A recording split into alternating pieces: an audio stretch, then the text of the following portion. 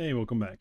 This is the last question of this particular section. We're still under core beliefs, but the question is, if I could what is this? If I could leave my kids one sentence about marketing, what would it be? This is a bit harder to think about because a lot of what I've covered already, there's a lot of aspects about marketing.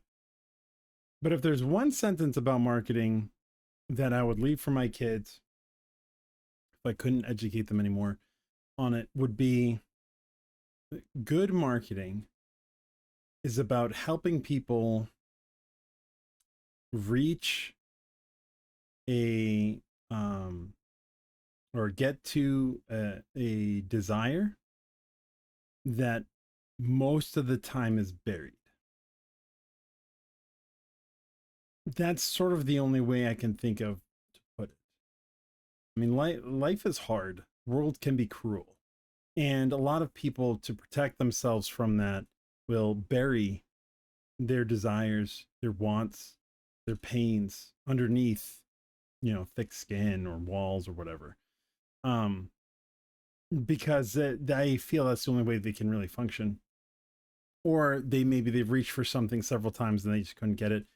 Or as I said earlier, they have desires, but these other things sort of get in the way and their problems sort of amass in front of them when they want to get something. And this does apply a lot to many things. I'll give an example in a minute and try to sort of broaden the scope a little. But good marketing helps cut through the clutter, the noise, the living their life on, neutral autopilot. Wakes them up. It says, "Hey, didn't you want this thing? I can help you get there." Now, how does this apply to things like candy or shirts or going out of movies, stuff like that? And this is where you really have to grasp the understanding of even smaller desires, small pleasures, right? If somebody, I'm not saying eat candy, candy's sugar, sugar's bad. But say you were selling a candy and you were trying to get people to purchase your candy and they weren't because of whatever, health reasons, stuff like that, all these issues. Maybe your candy is more expensive than the others. You would need to position your candy in a way as either an indulgence or a reward. Like, hey, you owe it to yourself to spoil yourself on this. Yeah, like life's hard, thing, bills, all this stuff, like all these problems. Let this one little thing help you break away from that, even if it's only for a few minutes. Like, enjoy it. Right? It's that sort of cutting through the clutter, letting them indulge in their own desire.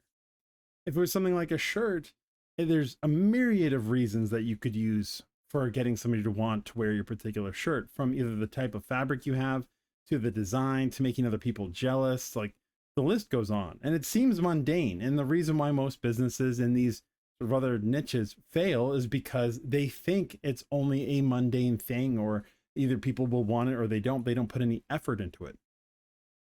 Going out to the movies isn't just about like getting some entertainment for a couple hours at a movie theater. Well, yeah, it's there. It's about an experience. The movie theaters that understand this, that make their movie theater an experience and a good experience, are the ones that thrive.